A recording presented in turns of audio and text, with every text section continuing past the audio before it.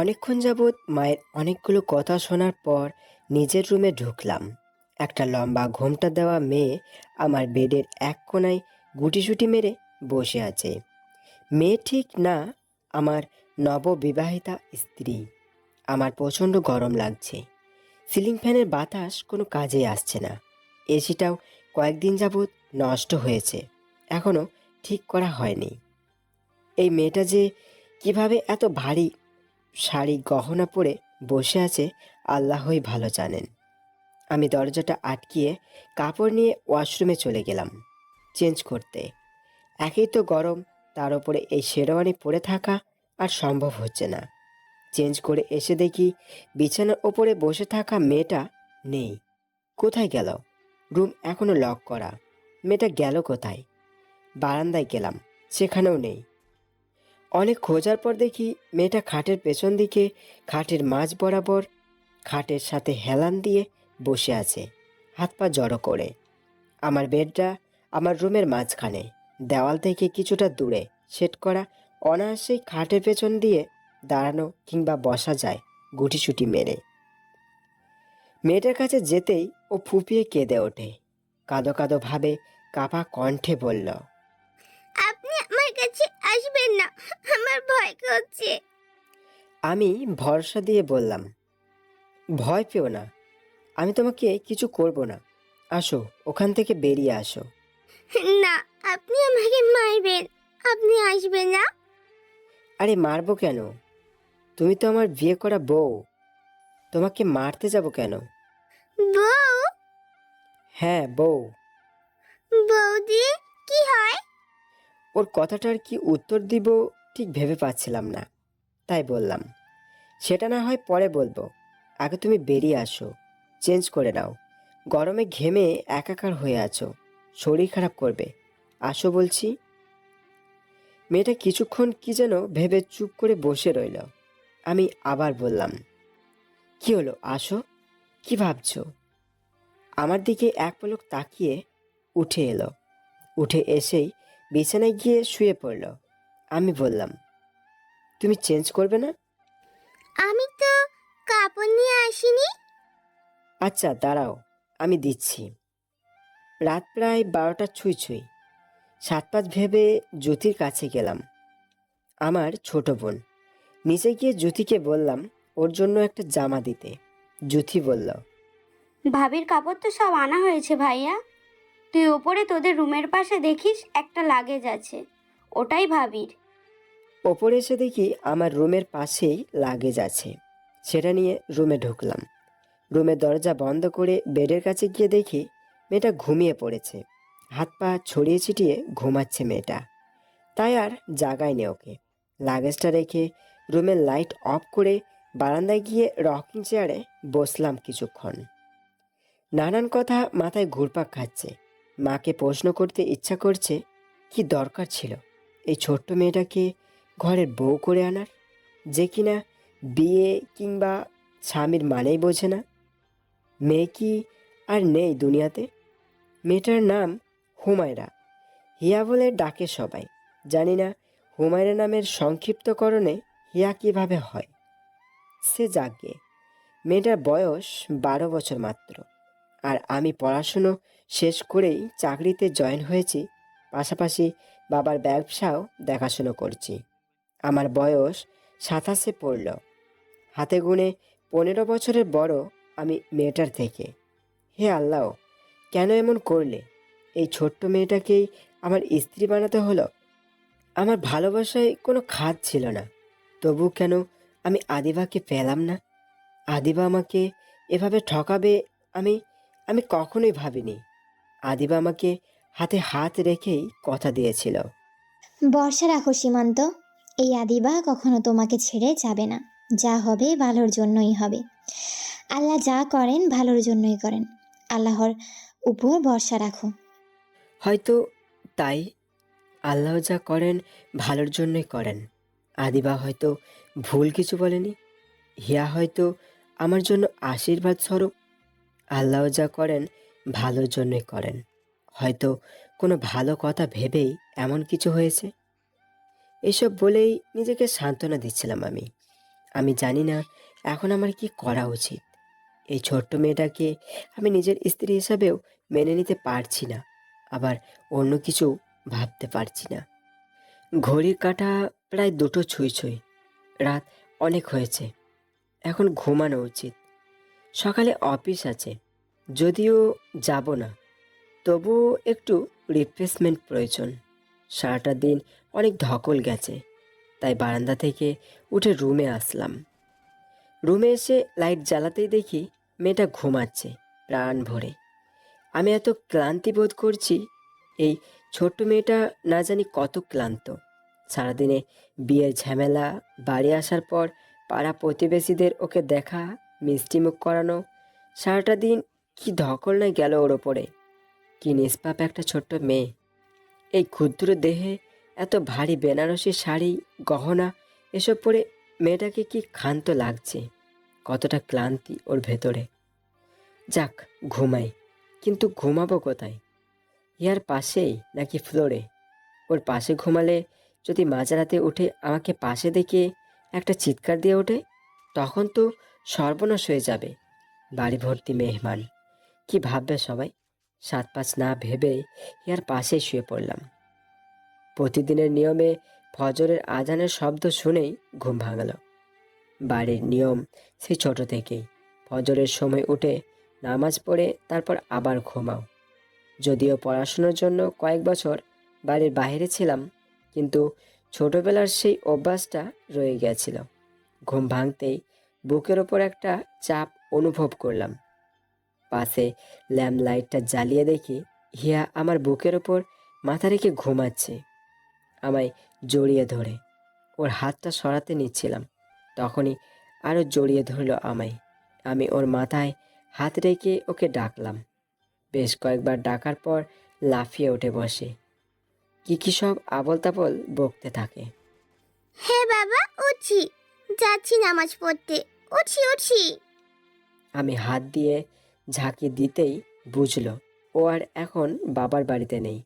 আমি বললাম, কি আবল তাবল বলে যাচ্ছ? আমাকে বাবা সবসময় মসজিদে যাওয়ার সময় ডেকে যায়, মাকেও বাবা ডেকে যায়। ও, বুঝেছি, পুরনো অভ্যাস। আগে বাবা ডাকতো, এখন আমি ডাকবো। আপনি কি আমার বাবা? না, আমি তোমার বাবা না, আমি তোমার বাবার প্রতিচ্ছবি। মানে প্রতিচ্ছবি কি আবার? তুমি বুঝবে না এখন, আর একটু বড় হও, তাহলে বুঝবে। এখন যাও, লাগেজে তোমার সব কাপড় রাখা আছে, এই ভারী কাপড় চোপড় বদলে নাও, তারপর নামাজ পড়ে নাও। আমি ফ্রেশ হয়ে মসজিদে যাব। আপনিও আমার বাবার মতো মসজিদে যান? আমাকে ঘুম থেকেও উঠালেন, আবার বাবার মতো মসজিদেও যান? হুম, আমি তোমার বাবার প্রতিচ্ছবি। মেয়েটা খুশিতে লাফাতে লাফাতে চেঞ্জ করতে ওয়াশরুমে চলে গেল, কাপড়ও নেয়নি। আমি বসে বসে ভাবতে লাগলাম, এই মেয়েটাকে আমাকে গড়ে তুলতে হবে নিজের মতো। আমি ওর বাবার ছায়া হব ওর জীবনে। কিছুক্ষণ পরে মেয়েটা ওয়াশরুমের দরজা খুলে বলল, আমি কাপড় আনিনি, আমার কাপড়গুলো দেন বের করে। আমি কাপড়গুলো আগেই বের করে নিয়েছি, সবগুলো গোল ফ্রক আর পায়জামা। একটা বেছে নিয়ে ওকে দিলাম। হেয়ার চেঞ্জ করে আসতেই আমি ওয়াশরুমে গেলাম ফ্রেশ হয়ে নেওয়ার জন্য। বের হয়ে এসে দেখি হিয়া বেডের সামনে জায়নামাজ বিছিয়ে বেডের এক পাশে পা ঝুলিয়ে বসে আছে। আমি বললাম, এ কি, তুমি নামাজ পড়ছো না যে? আমি তো এখনো ভালো করে পারি না, সব সময় মায়ের পাশে দাঁড়িয়ে নামাজ পড়ি। মা জোরে পড়ে, আমি আমি ওইটাই শুনে পড়ি। তুমি এখনো নামাজ পড়তে পারো না? পারোটা কি তুমি বলো তো? অমনি কান্না জোরে দিল। হায় আল্লাহ, সবাই ধেই ধেই করে ওপরে উঠে আসবে এখন। এই থামো থামো। আমি ওর মুখ চেপে ধরলাম, ওকে থামালাম। তারপর বললাম, কান্না করো না, আসো আমরা একসাথে নামাজ পড়ি। আমি একটু জোরে পড়ব, তুমি আমাকে অনুসরণ করবে, আসো। তারপর ওর হিজাবটা ঠিক করে বেঁধে দিলাম। তারপর নিজেও তৈরি হয়ে একসাথে নামাজে দাঁড়ালাম। নামাজ শেষে আমি শুয়ে পড়লাম। পেছনে ঘুরে দেখি হিয়া আমার পেছনে এসে দাঁড়িয়ে আছে। আমি বললাম, শোবে না? না, কেন? আমি আপনার সাথে ঘুমাবো না। কেন? আপনার সাথে কেন ঘুমাবো আমি? আমি আমার বাবার সাথেও ঘুমাই না। মা বলেছিল ছেলেদের আশেপাশে না যেতে। আপনি এই রুম থেকে বেরিয়ে যান, আমি একা থাকবো এখানে। আমি উঠে বসে বললাম, এটা আমার রুম, আমি কেন বের হব? আর আমি অপরিচিত কোনো ছেলে না। তাহলে আপনি কি?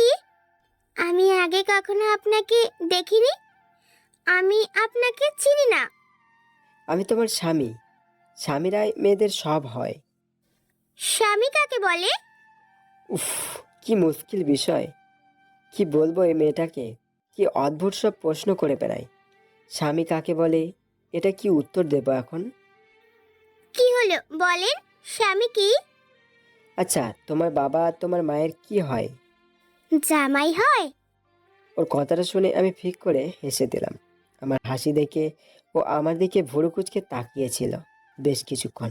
তারপর বলে, হাসেন কেন আপনি? পাগল নাকি আপনি? তোমার বাবা আর তোমার মায়ের জামাই না, স্বামী হয়, বুঝলে পাগলি? স্বামী দিয়ে কি হয়? উফ, তুমি অনেক প্রশ্ন করো তো। চুপ করো, আসো ঘুমাতে আসো। কথাটা বলেই ইয়ার হাত ধরে বিছানায় বসালাম।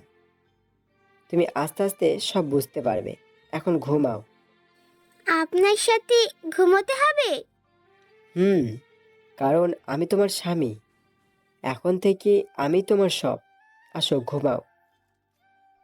মেয়েটা আমার পাশে এসে শুয়ে পড়ল। শুয়ে কি ঘুম! প্রায় ভোর হয়ে গেছে। সূর্যটা লাল আভা ছড়িয়ে দিচ্ছে। সূর্যের আলো কিছুটা আমার ঘরে এসে পৌঁছাচ্ছে। আর ঘুম হবে না আজকে। বারান্দায় গিয়ে একটা নতুন ভোরকে উপভোগ করছিলাম। কিছুক্ষণ দাঁড়িয়ে থেকে রুমে এসে দেখি সূর্যের আলোটা ইয়ার মুখের ওপর পড়ে আছে। ইয়ার মুখের ওপর সূর্যের লাল আভাটা স্পষ্টভাবে পড়েছে। ওর গোলাপি ঠোঁটজোড়া রক্তিম লাল বর্ণ ধারণ করেছে সূর্যের আলোতে। গায়ের রং যেন দুধে আলতা। ঘুমাতে পারছে না মনে হচ্ছে। সূর্যের আলোতে ভুরু যুগল কুঁচকে আছে। বেচারি ঘুমাতে পারছে না, তাই জানালার পর্দা টেনে দিলাম। রাতে খেয়াল করে দেখিনি, আমার কিশোরী বধূটা খুবই মিষ্টি, মায়ামাখা একটা মুখ। ওর পাশে বসে ওর দিকে তাকিয়েছিলাম। মায়া হয় ওকে দেখলে। কি দরকার ছিল এই ছোট্ট মেয়েটাকে এত জলদি বিয়ে দেওয়ার? হঠাৎ করেই হিয়ার ঘুম ভেঙে গেল। আমি ওর অনেকটাই কাছে বসে ওর মুখের ওপরে নিজের মুখ রেখে ওকে দেখছিলাম। হঠাৎ করে ঘুম ভাঙতেই হিয়া একটা চিৎকার দিয়ে উঠল। হিয়ার চিৎকার শুনে আমি ঘাবড়ে গেছি। হিয়া উঠেই আমাকে ধাক্কা দিয়ে বলে, এই এই আপনি এইভাবে ভূতের মতো আমার দিকে তাকিয়েছিলেন কেন? আমি ভয় পাই না নাকি? তোমাকে দেখছিলাম। আমাকে দেখার কি আছে? আমি কি পড়ি নাকি পাগল? পড়ি আবার পাগল মানে কি? এভাবে কেন বললে? মায়ের কাছে শুনেছিলাম মানুষ পরীদের এইভাবে দেখে।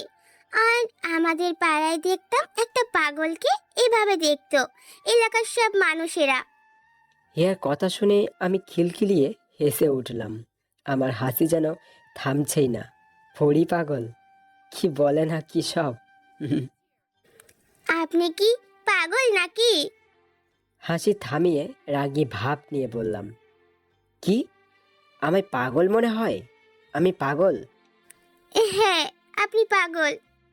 কে বলেছে আমি পাগল? বলতে হয় না। আমাদের পাড়ার ওই পাগলটাও এইভাবে কারণ ছাড়াই হাসে হুদাই। ওর হুদাই শব্দটা শুনে আমার আবার হাসি পেল প্রচণ্ড রকমের। মেয়েটা কি হাসাতে হাসাতে আমায় মেরে ফেলবে নাকি? আচ্ছা থামো তুমি, আর কিছু বলতে হবে না। আমাকে মেরে ফেলবে হাসাতে হাসাতে। আমার কথাটা শুনে ও আমার দিকে ভুরু কুঁচকে তাকিয়ে আছে, কিছু বলতে চেয়েও বলছে না আর। সকালে নাস্তার সময় হয়ে এসেছে। আমার বাবা মারা গেছে আরো অনেক বছর আগে, যখন আমি ছোট ছিলাম। আজকে মাকে জিজ্ঞাসা করব, মা এই ছোট্ট কিশোরী মেয়েটাকে কেন এত তাড়াহুড়ো করে আমার সাথে বিয়ে করালো। হিয়াকে নিয়ে গিয়ে বসালাম নাস্তার টেবিলে। ও চেয়ারে বসে পা তুলে গুটিয়ে বসেছে। ওকে বললাম পা নামিয়ে খেতে। না, ও পা নামাবেই না, ও পা গুটিয়েই বসবে। মা আর জড়াজড়ি করতে বারণ করলো, তাই আর কিছু বলিনি। আমাদের ঘরে সবসময় পাউরুটি, দুধ কিংবা মাখন, মাংস, রুটি, টোস্ট, চা ইত্যাদি চলে। কিন্তু হিয়া চেয়ে বসলো পান্তা ভাত, শুকনো মরিচ ভাজা, পেঁয়াজ। রীতিমতো প্রচণ্ড বিরক্ত হয়ে আমি মাকে ইশারা করে বললাম, এসব কি মা? মা আমাকে থামতে বলে হিয়াকে বলল, হিয়া, এটা তো আমাদের বাড়ি, এখানে পান্তা, শুকনো মরিচ, পেঁয়াজ এগুলো চলে না রে মা। সকাল সকাল এসব খেতে নেই, এখন মাংস রুটি খেয়ে নাও। না, আমি খাবো না, আমি পান্তা ভাত খাবো। জেদ করে না মা, খেয়ে নাও। দূর, খাবো না। বলেই হিয়া চেয়ার থেকে নেমে উপরে চলে গেল কতকত করে। খাওয়া শেষ করে আমি মাকে জিজ্ঞাসা করলাম, মা, কি দরকার ছিল ওকে ঘরের বউ করে আনার? কেন? মা, মেয়েটা কত ছোট দেখেছো তুমি? মাত্র 12 বছর ওর বয়স। আমি জানি। জেনেও কেন ওকে নিয়ে আসলে? লজ্জা ভেঙেই মাকে বললাম। ও আমাকে জিজ্ঞাসা করেছিল স্বামী কাকে বলে, বউ দিয়ে কি হয়, কি কি অদ্ভুত সব আচরণ। এসব প্রশ্নের কি উত্তর দেব মা? আমি জানি ও এসব জিজ্ঞেস করবে, স্বাভাবিক এটা জিজ্ঞেস করা। তুমি জেনেও কেন ওকে বউ করে আনলে? তুমি জানো এটা বাল্যবিবাহের মধ্যে পড়ে, একটা বাচ্চা মেয়ে। হ্যাঁ জানি। মা, তোমার প্রতি আমার বিশ্বাস ছিল যে তুমি এমন কাজ করবে না।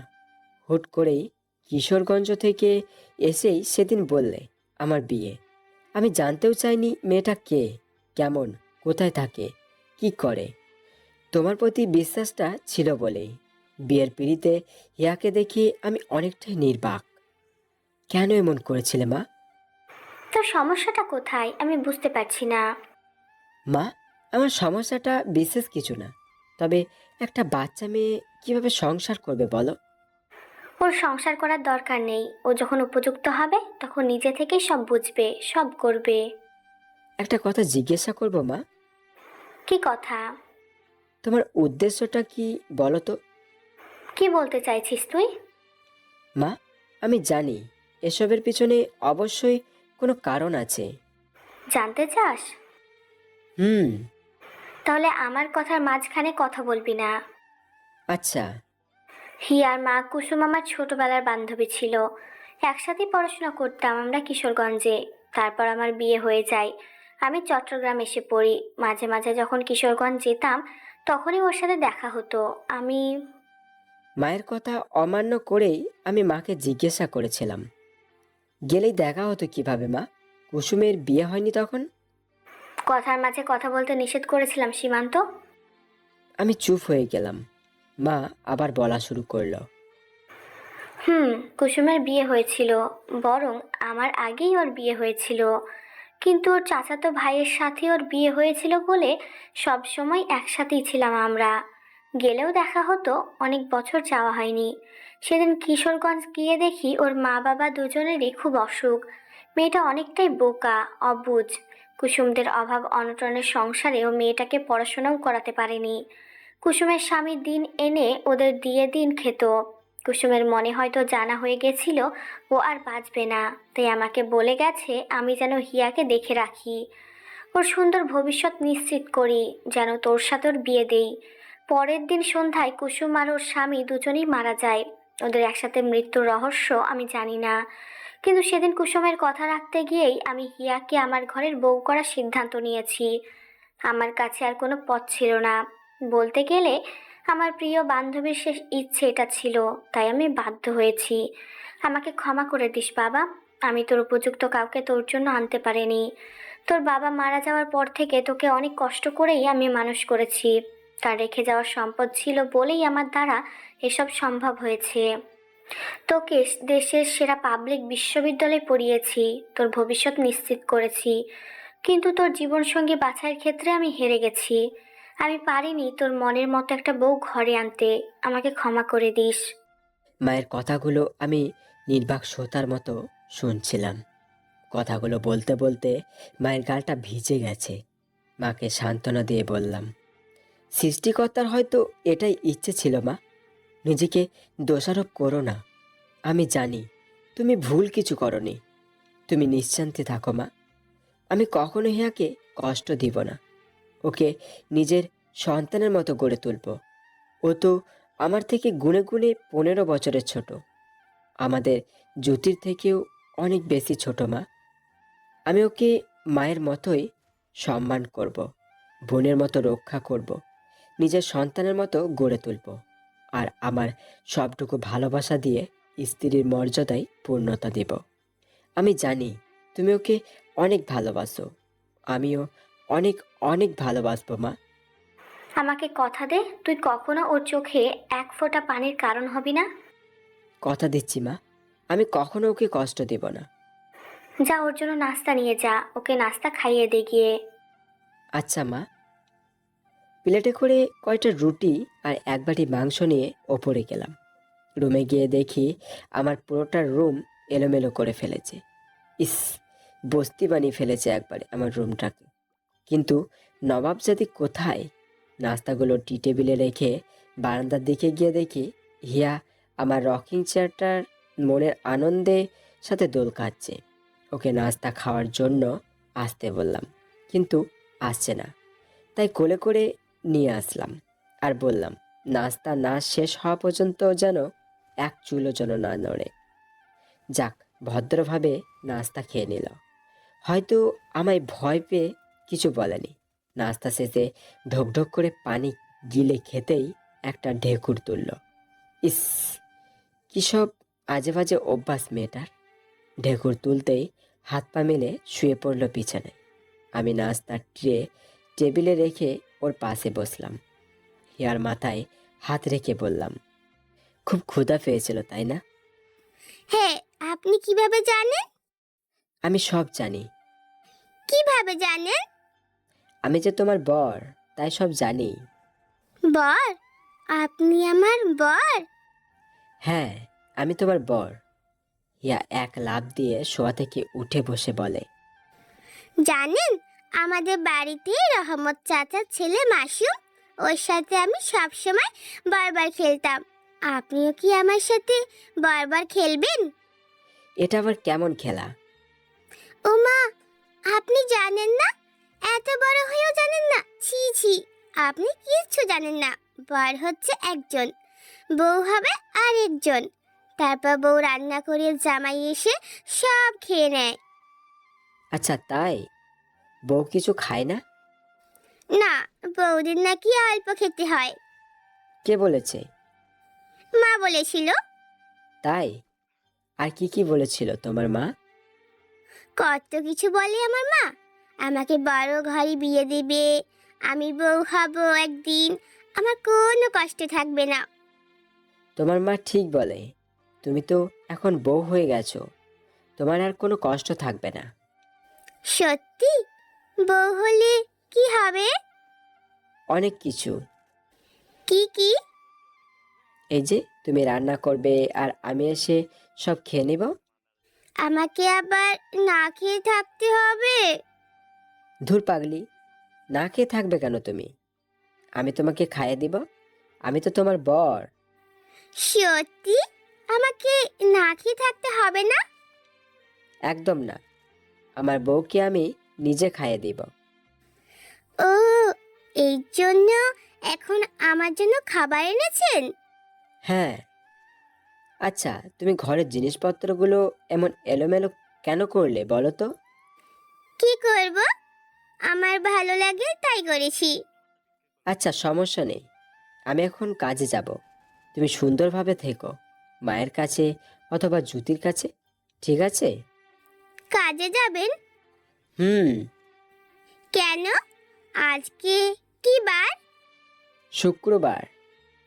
আমার বাবা তো শুক্রবার কাজে যায় না। আপনি কেন যাবেন? কারণ তোমার বাবার কাজ অল্প, আমার কাজ অনেক বেশি, তাই আমার যেতে হবে। আপনি কিসের কাজ করেন? ও তুমি বুঝবে না। না না, বলেন। ইঞ্জিনিয়ারিং করি আমি। এটা কি? দেখেছো, বোঝনি তুমি? আচ্ছা, পরে বুঝিয়ে বলবো। আমার জরুরি কাজ আছে। আচ্ছা।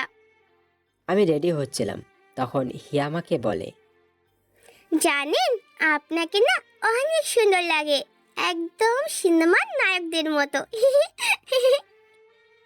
তাই নাকি? হ্যাঁ, কেন এমন মনে হয় তোমার? আমি দেখি তো সিনেমার নায়করা এমন সুন্দর হয়। তো কোন নায়কের মতো লাগে? সালমান খানের মতো লাগে। ওর কথাটা শুনে খুব হাসি পাচ্ছিল আমার বরাবর। সালমান খান? আল্লাহ, আর কত কি শুনতে হবে। আর বেশি কিছু না বলে নিচে এসে আমার ডকুমেন্টগুলো নিতে চলে গেলাম। বাসা থেকে বের হওয়ার সময় হিয়া আমার সামনে এসে হাজির, আমার সাথে যাবে বলে।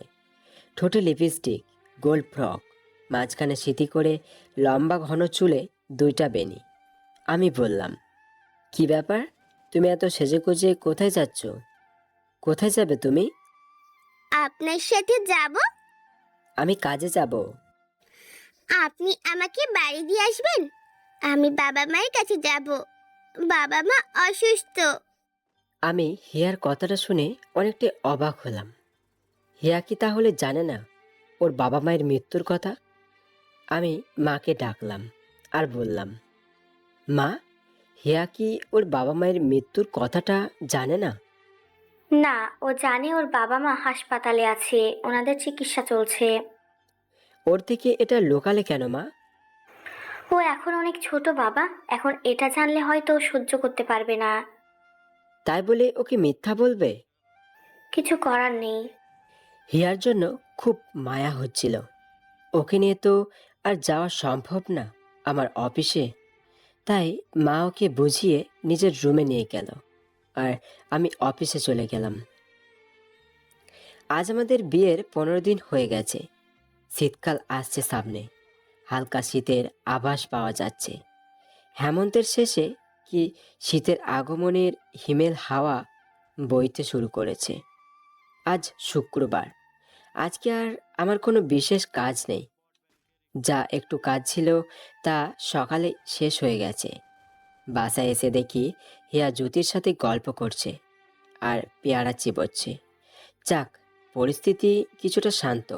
আমি রুমে গিয়ে ফ্রেশ হয়ে নিলাম, নামাজের জন্য চলে গেলাম। জুম্মার নামাজ পড়ে এসে নিচে ছিলাম কিছুক্ষণ মায়ের কাছে। মা রান্নাঘরে রান্না করছে।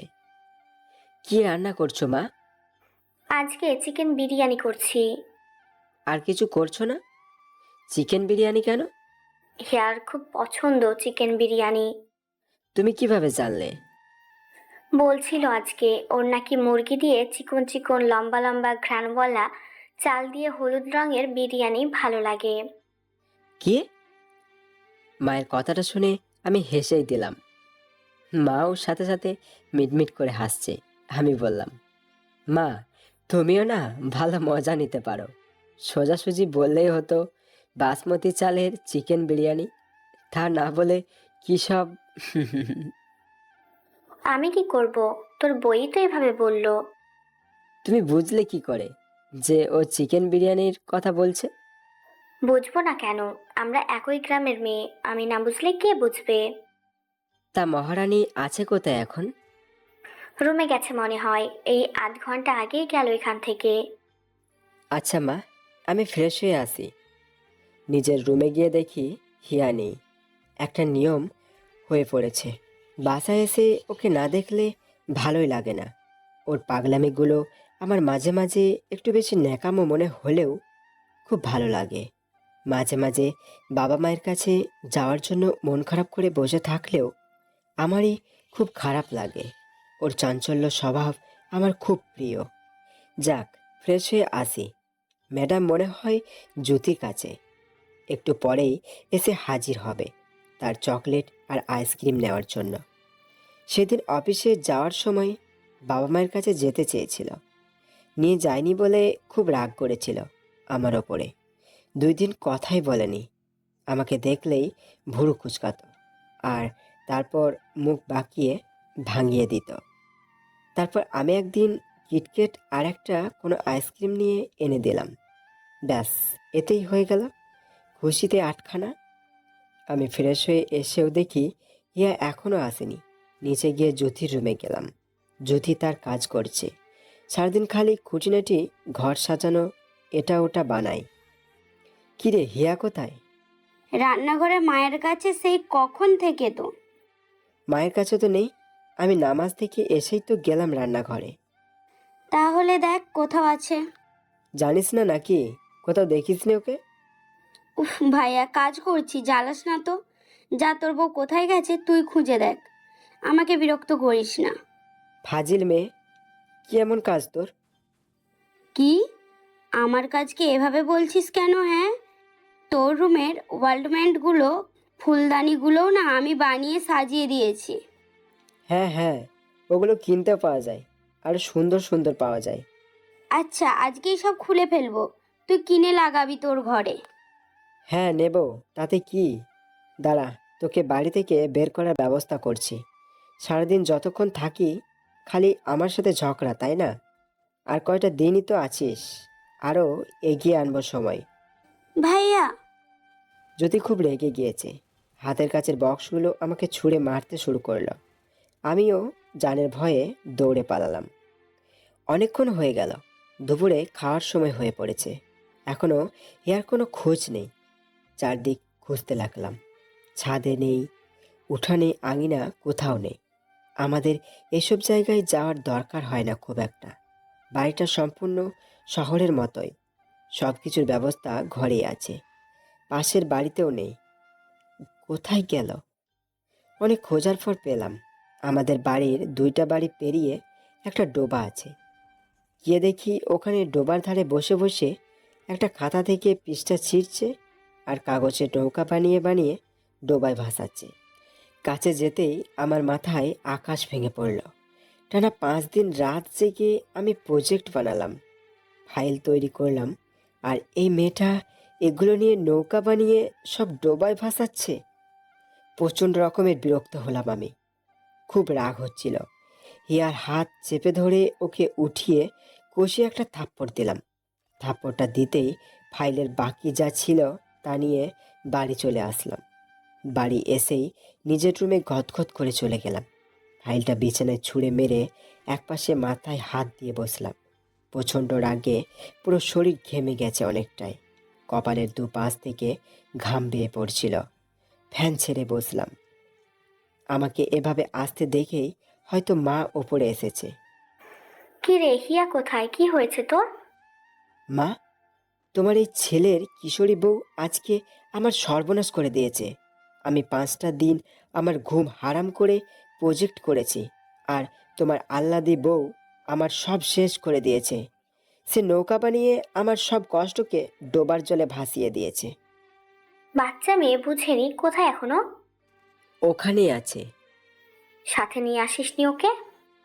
মা, আমার প্রচণ্ড রাগ হচ্ছে, তাই। কথাটা বলেই চুপ হয়ে গেলাম। মা জিজ্ঞাসা করলো, তাই কি? মা, আমার অনেক রাগ হয়েছে। আমি কি করব বলো? আমি রাগ সামলাতে না পেরে ওকে থাপ্পড় দিয়েছি একটা। কি? হ্যাঁ। কি করলি তুই সীমান্ত? যা, এক্ষুনি ওকে নিয়ে আয় গিয়ে। আমি নিজের প্রতি খুব অনুতপ্ত বোধ করছি। যা হওয়ার তা তো হয়ে গেছে, শুধু শুধু ওকে মারলাম।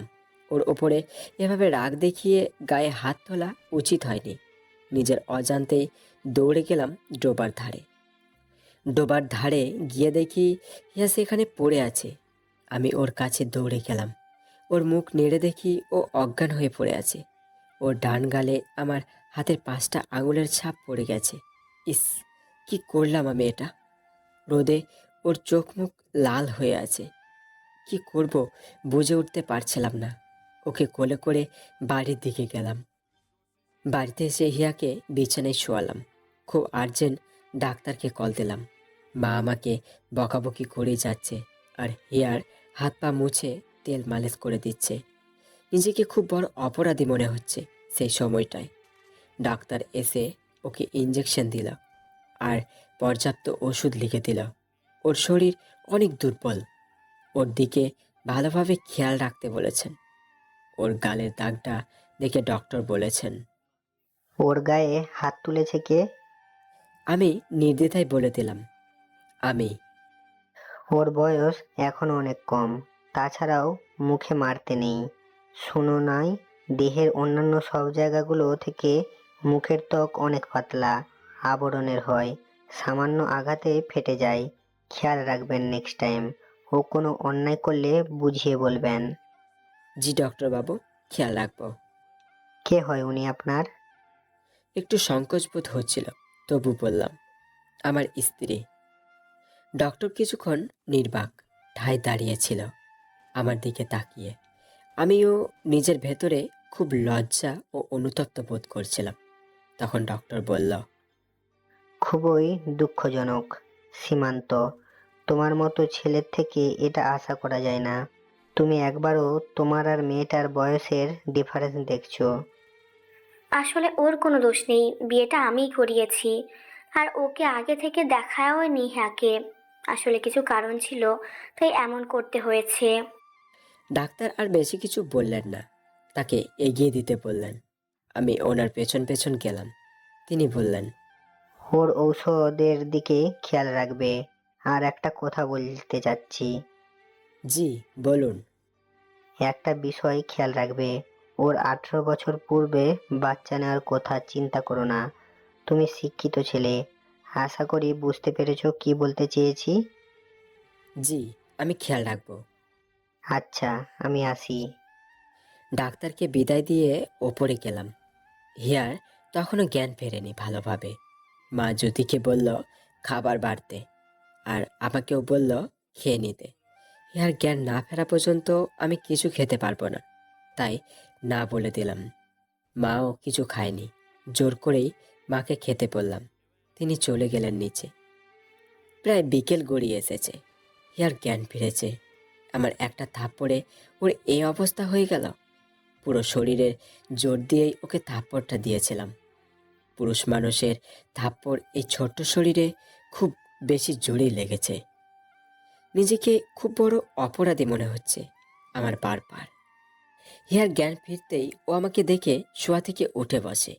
আমি ওর পাশেই বসেছিলাম। ওর হাতের কাছে যা পাচ্ছিল তা আমাকে ছুঁড়ে মারছিল। আমি উঠে গিয়েছিলাম সেখান থেকে। এটা ওটা ছুঁড়ে মারছিল আর বলছিল, কুত্তা, বিলাই, বান্দর, শয়তান, হারামি, অসভ্য, ডাকাত।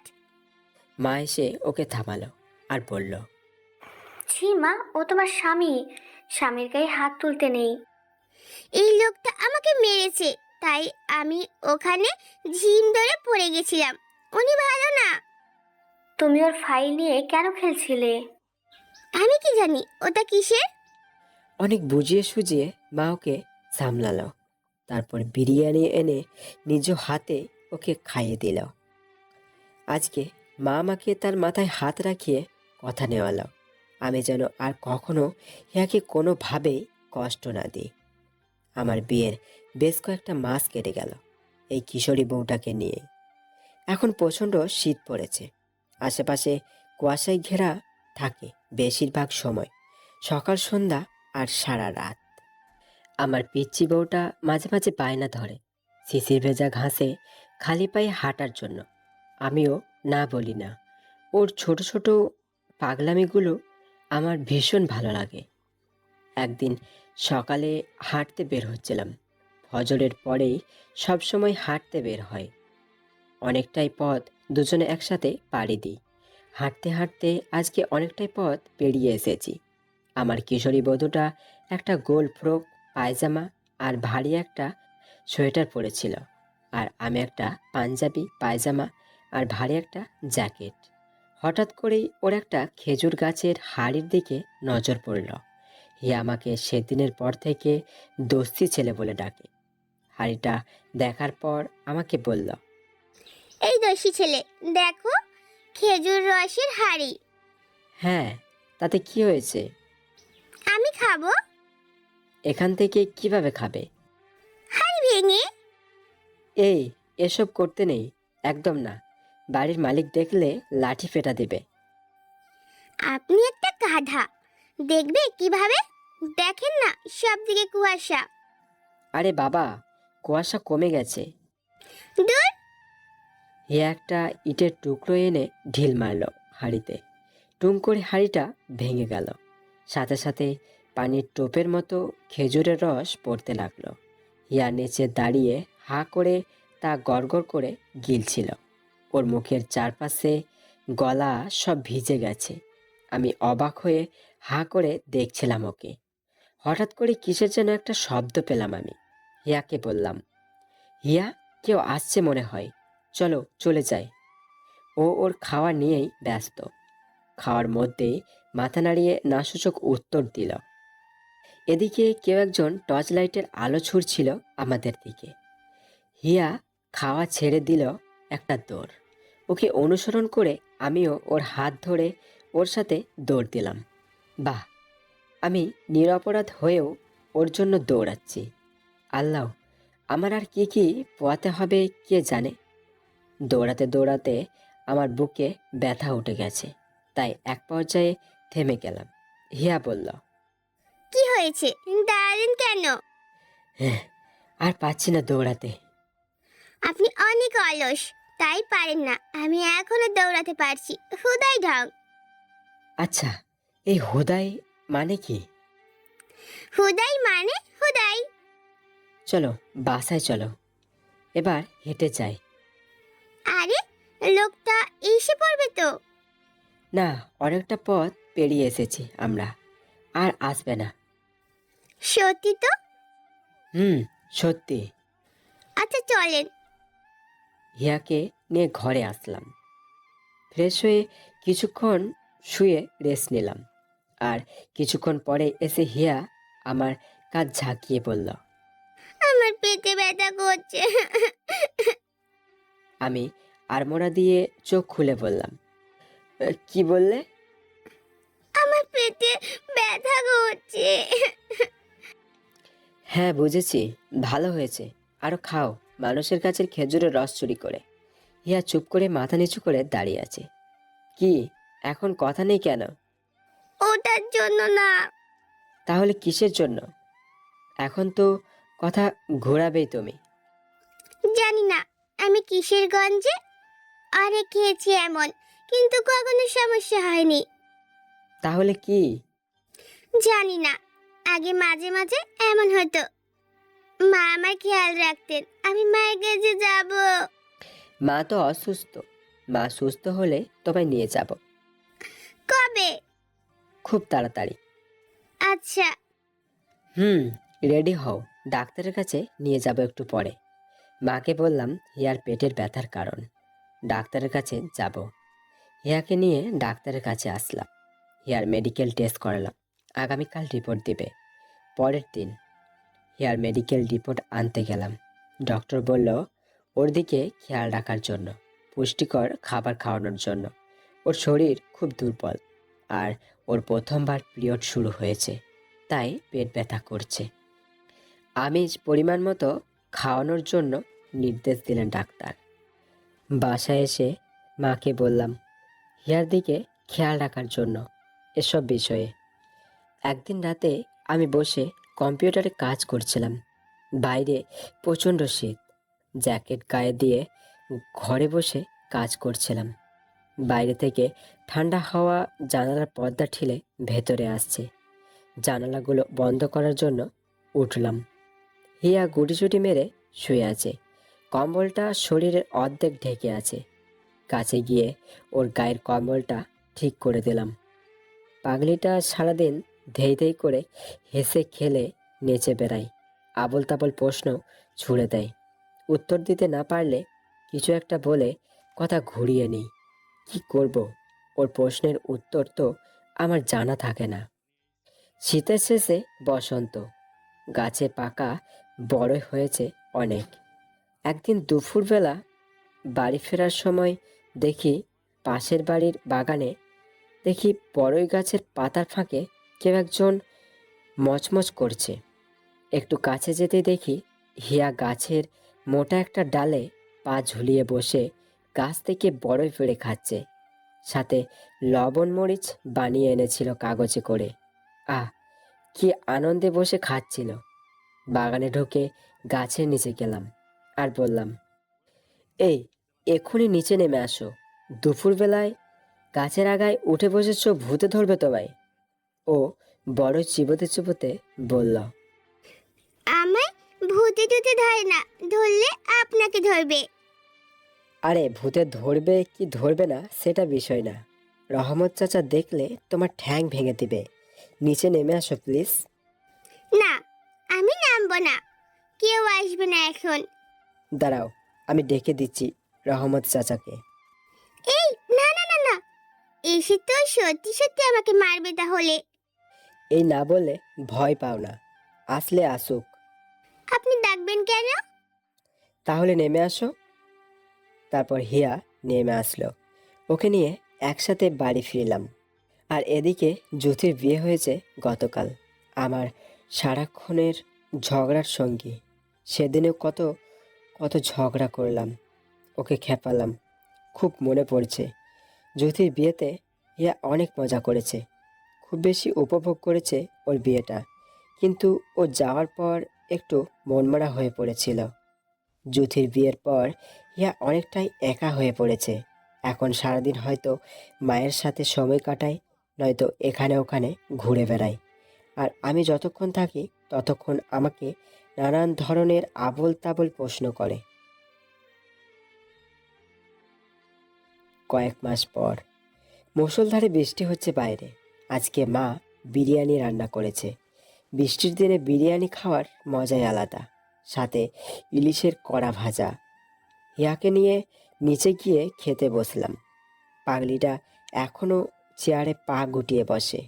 খেতে বসে কিছুক্ষণ পরেই ওর গলায় ইলিশ মাছের একটা কাঁটা বিঁধল। চিৎকার চেঁচামেচি করে একাকার। কি মহা বিপদ রে বাবা! মা ওকে গরম ভাতের জটলা বেঁধে দিল গিলে খাওয়ার জন্য। কাঁটা নামলো না, ওর চিৎকার থামছেই না যেন। উফ, মেয়েটা তো চেঁচায় না। অনেক চেষ্টার পর ওর গলার কাঁটাটা নামলো, তবু চেঁচানো থামলো না যেন। ব্যথা রয়ে গেছে মেম সাহেবের। পরে কয়টা ওষুধ দিয়ে দিলাম ব্যথা কমার জন্য। আজকে সন্ধ্যার পর গ্রাম্য মেলা বসবে, বাড়ি থেকে আরও 2-3 কিমি দূরে। সকাল থেকে মাইকিং করে গেল। এই মাইকিং শোনার পর থেকে হিয়া সারাটা দিন আমার পেছনে পড়ে আছে ওকে নিয়ে মেলায় যাওয়ার জন্য। অনেক বোঝালাম ওকে, বাড়ির বউ ঝিদের মেলায় যেতে নেই, মেলায় যাওয়া ভালো না। কিন্তু ও নাছোড়বান্দা, কিছুতেই হার মানছে না। মায়ের সম্মতিতে ওকে নিয়ে মেলায় যাওয়ার জন্য রাজি হলাম। সারাটা দিন বৃষ্টির পর এখন নাকি মেলায় যাব। মেলায় প্রবেশ করার শুরুতেই একজন বৃদ্ধ বয়স্ক লোক অনেকগুলো কাঁচের চুড়ি নিয়ে বসেছিল। কাঁচের চুড়িগুলো দেখেই সে কি বায়না কিনে দেওয়ার জন্য। সময়টা 2015। কাঁচের চুড়িগুলো এখানের তুলনায় অনেক দামি ছিল। ওকে 2 মুঠো চুড়ি কিনে দিলাম 100 টাকা দিয়ে। যাক, মেলার ভেতরের দিকে যেতে লাগলাম। বৃষ্টির কারণে পুরো কাদায় ভর্তি। কিছু পথ হেঁটে হিয়ার 2 পা কাদা কাদা হয়ে গেছে আর হাঁটতে পারছে না। পাশে একটা ছোট্ট নদী বয়ে যাচ্ছিল, সেইখানে নিয়ে ওর পা ধোয়ালাম। তারপর সে আর হাঁটতে পারবে না, কিন্তু মেলা দেখার লোভও সামলাতে পারছে না, তাই কান্না জুড়ে দিল। মেলা দেখবেই সে, কিন্তু হাঁটবে না। কোনো যানবাহনের ব্যবস্থা ছিল না। কি আর করার, ইয়াকে কোলে নিয়ে পুরোটা মেলা ঘুরে বেড়ালাম। আহ, আমার বউটার সরু দেহের পাতলা গড়ন। আমি মোট 5 ফুট 7 ইঞ্চি, আর আমার বউটা হবে 4 ফুট, পুরোই বাচ্চা। সারাটা মেলা ওকে কোলে নিয়ে ঘুরে বেড়ালাম। ওকে লাল ফিতা, আলতা, লাল টিপের পাতা, একজোড়া পায়েল, লিপস্টিক, লাল শাড়ি, একটা ছোট আয়না, একটা লাল রঙের পুঁতির মালা, চিরুনি, একটা প্লাস্টিকের প্লেন, আরও কত খুঁটিনাটি কিনে দিলাম। কোলে নিয়েও হাঁটলাম, আবার এটা ওটা বায়নাও পূরণ করলাম। ওকে তো কোলে নিয়ে ঘুরে বেড়ালামই, সাথে কিনে দেওয়া জিনিসগুলো বোঝা বইতে হলো। কি যে একটা মহা মুশকিল। গ্রামের পরিচিত সবাই বলাবলি করতে লাগলো, ইঞ্জিনিয়ার বাবু তার বউকে কোলে নিয়ে মেলা ঘুরে বেড়াচ্ছে। আবার কিছু পরিচিত বন্ধু মজা করে বলছিল, কিরে ইঞ্জিনিয়ার বাবু, ইঞ্জিনিয়ারিং পড়ে এই পিচ্চি বউকে কোলে নিয়ে মেলা ঘুরছিস? কারো কথায় কোনো উত্তর দেয়নি। সত্যি বলতে আমার যতটা বিরক্ত লাগছে ততটাই ভালো লাগছে। মেলা থেকে এসে সারা শরীর ব্যথা হয়ে গেছে।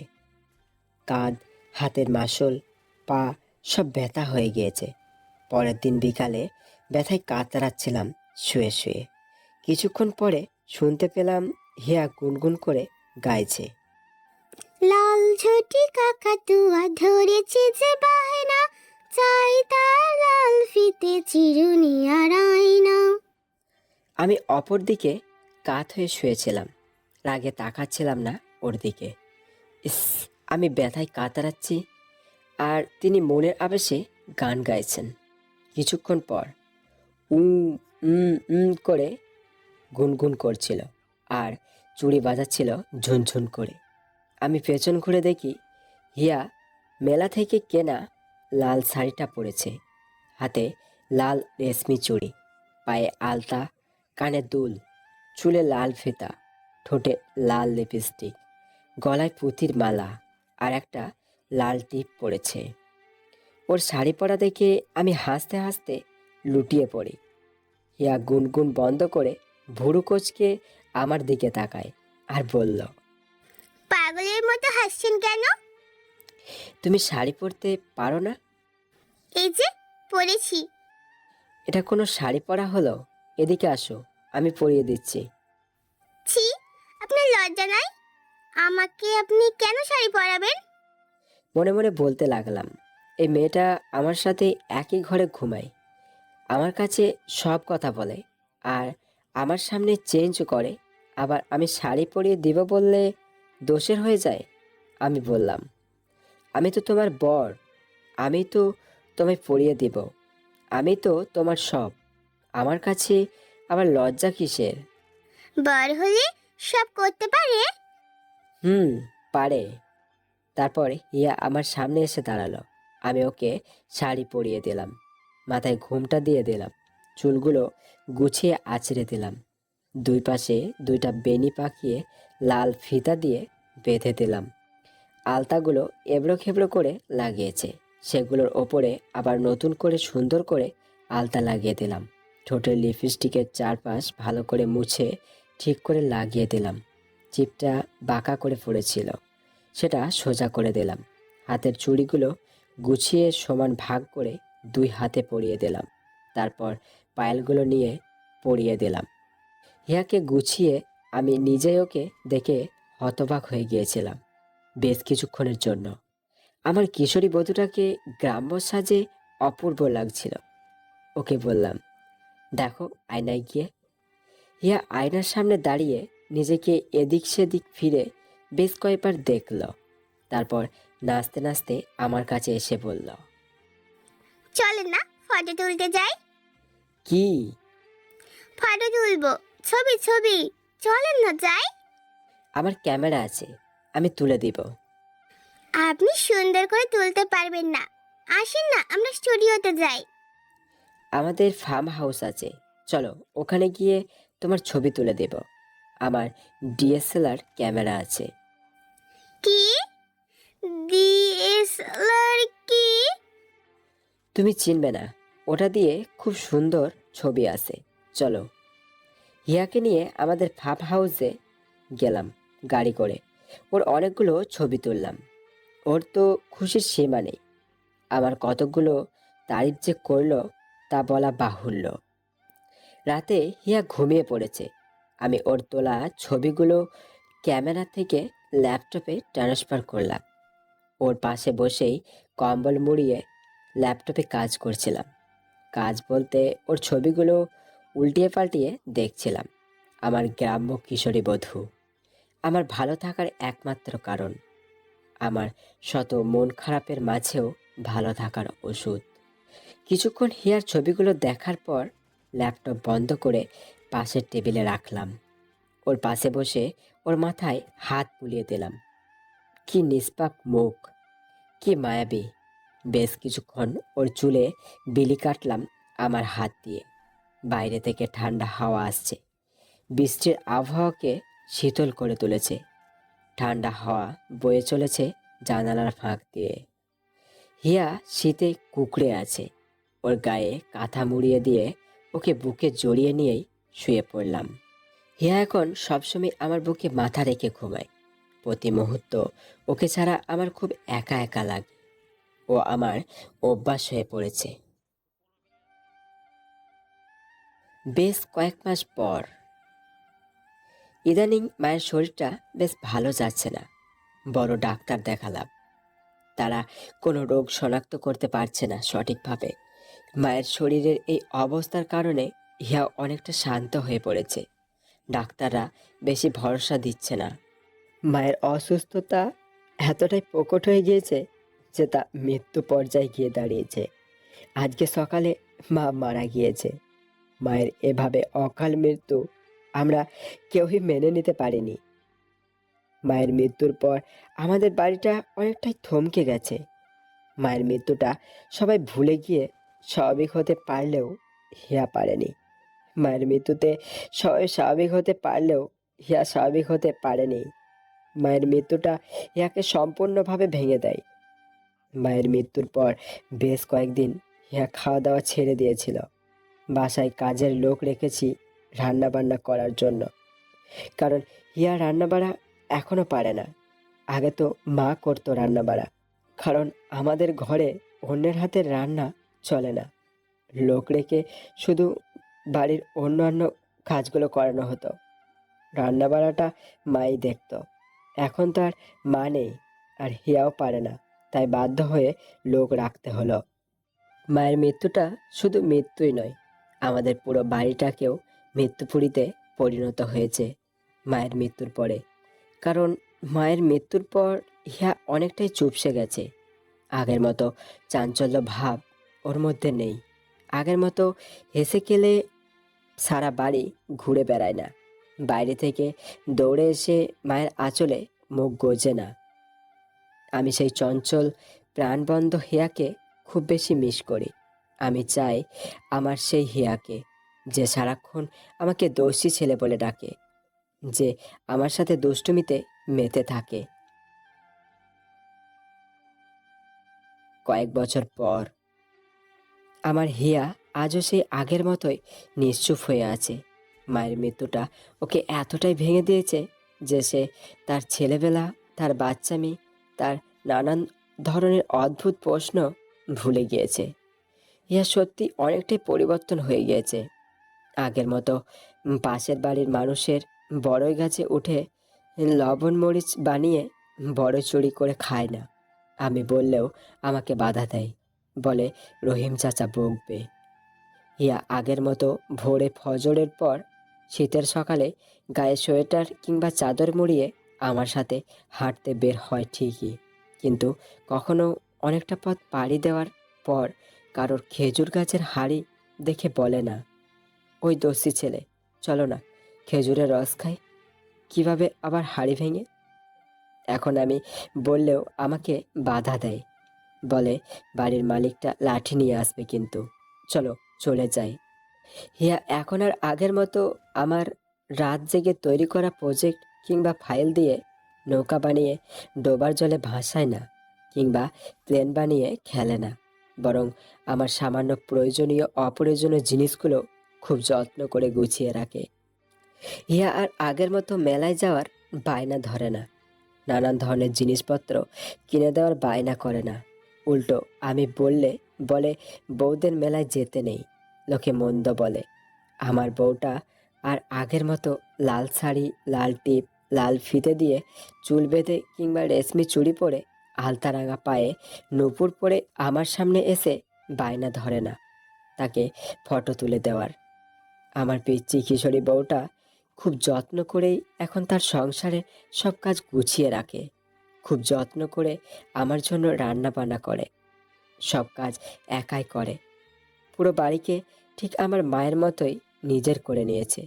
নিজের সন্তানের মতোই সংসারকে গুছিয়ে রাখে, এলোমেলো হতে দেয় না। আজ আমার সেই কিশোরী বধূটা 8 মাসের অন্তঃসত্ত্বা। আমাদের আর কেউ নেই, সবাই যার যার জীবনে ব্যস্ত। আমার বউটাকে আমি এখন আর কোনো কাজ করতে দিই না, সারাক্ষণ তার খেয়াল রাখি। কর্মক্ষেত্রের বাইরে গেলে প্রতিটি মুহূর্ত তার খোঁজ নিই। তার সামান্য একটা শব্দ আমার বুকে কম্পন সৃষ্টি করে। আমাদের প্রথম বাচ্চা হবে। আমি যতটুকুই বুঝি, এই সময়টা একটা মেয়ের জীবনের সবচেয়ে বড় একটা সময়, সবচেয়ে খুশির সময়। তেমনি বাবা হিসাবে একটা ছেলের জীবনও। তাই আমি ওর যত্ন কোনো কমতি রাখি না। তবুও মনে হয় কিছু একটা কমতি থেকেই যায়। আমার কিশোরী বউটার শরীর খুব দুর্বল, তাই ওর প্রতি আমার প্রয়োজনের তুলনায় একটু বেশি খেয়াল রাখতে হয়। আজ এতটা বছরও ওর শরীরে দুর্বলতা কমাতে পারেনি। আমার পিচ্চি বউটা হয়তো নিজের প্রতি অনেকটাই উদাসীন, কিন্তু আমার যত্নে ও এক চুলও উদাসীন না। আমার কখন কি প্রয়োজন তাও খুব ভালোভাবে বুঝতে পারে। পাগলিটা আমায় খুব ভালোবাসে, তা আমি স্পষ্ট বুঝতে পারি।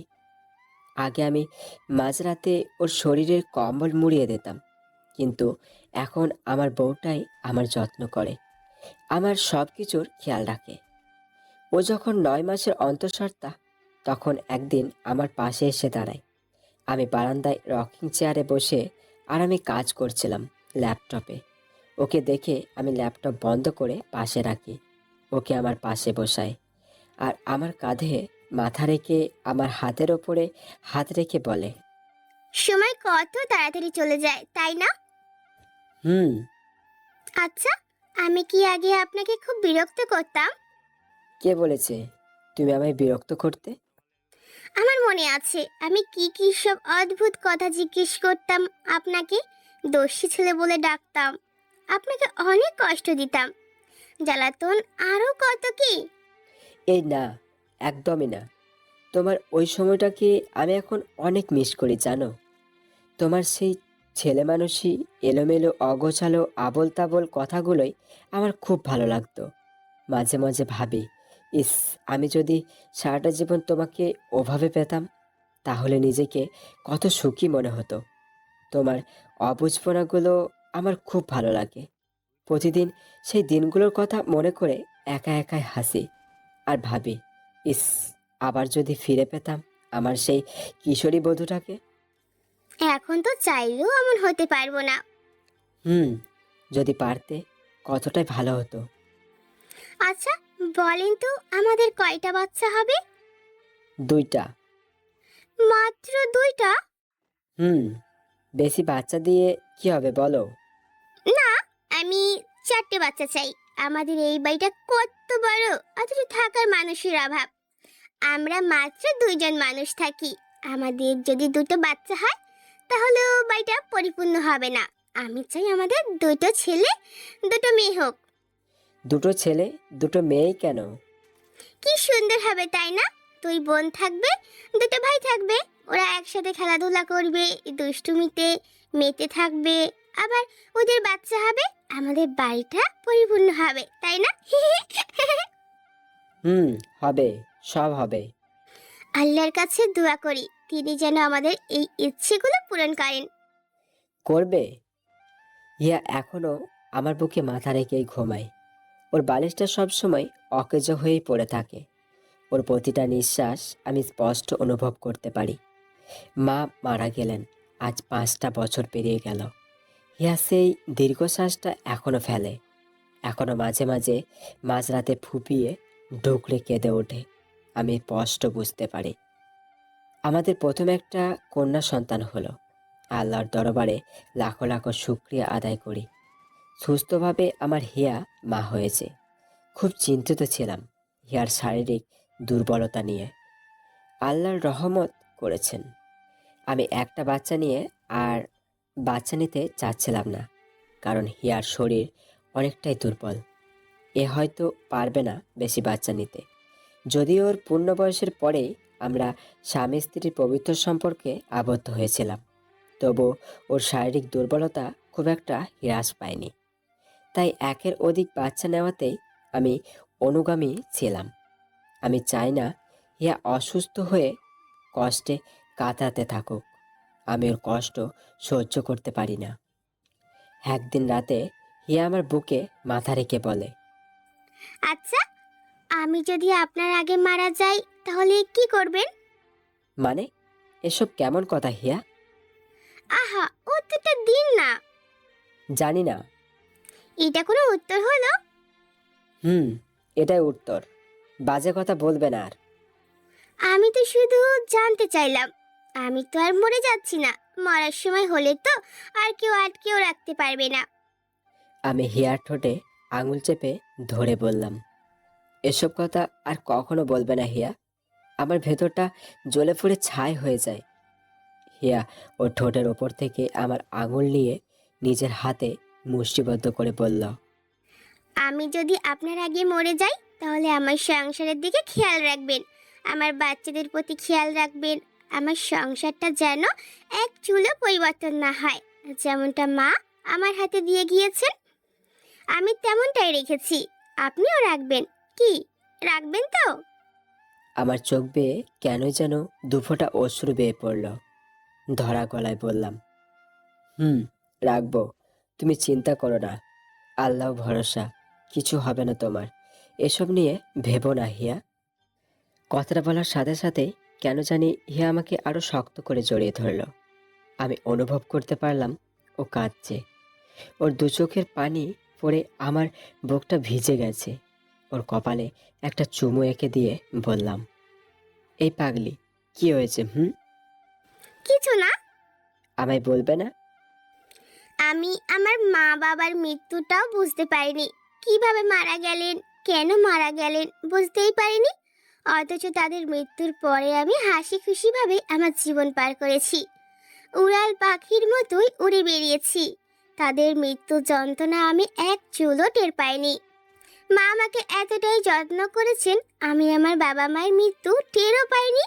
সবাই বলেছেন তারা অসুস্থ, তাই হাসপাতালে আমি সেটাই সত্যি মনে করে বসেছিলাম। মনে আছে একদিন আপনি বলেছিলেন তারা চির শান্তিতে চিরদিনের জন্য ঘুমাচ্ছেন। আমি তখনও বুঝিনি, কিন্তু মায়ের মৃত্যুর পরে আমি অনেকটাই ভেঙে পড়েছি। তার মৃত্যুর শোক যন্ত্রণা আমাকে কতটা মাস ঘুমোতে দেয়নি, কারণ তারপরে আমাকে সামলানোর জন্য অন্য কোনো মা ছিল না। আপনার সবটুকু সহযোগিতা যদিও আমাকে কিছুটা হলেও ভুলতে সাহায্য করেছে, তবুও আমি কেন যেন নিজেকে সামলাতে পারিনি। আমি বলতে পারতাম না এই মানুষগুলোর এইভাবে চলে যাওয়া। আমি আমি হিয়ার গলাটা প্রচণ্ড ধরে গিয়েছে।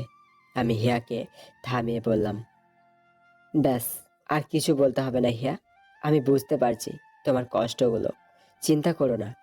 আমি তোমাকে কখনো কোনো পরিস্থিতিতে কষ্ট দেব না। তুমি আমার পৃথিবী, আমার ভালো থাকার কারণ। সেদিন রাতে হিয়া আমার বুকে মাথা রেখে বুক ভরে নিঃশ্বাস নিল।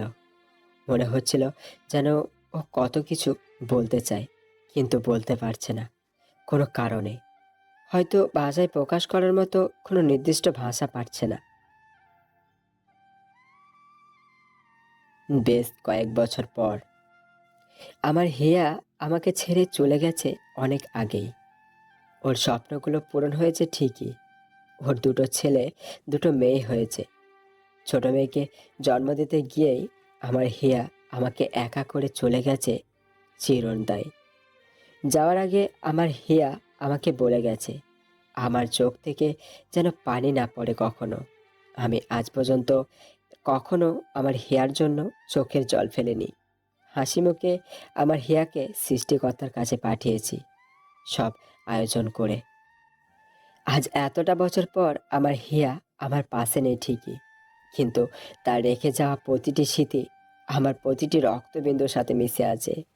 বাড়ির প্রতিটি দেওয়ালে আমার হিয়ার স্পর্শ মিশে আছে। ওর হাতের ছাপ লেগে আছে। ওর শরীরের মিষ্টি গন্ধে আমার বাড়ির প্রতিটি কোণা মুখরিত। আজ আমার হিয়ার পঞ্চম মৃত্যুবার্ষিকী।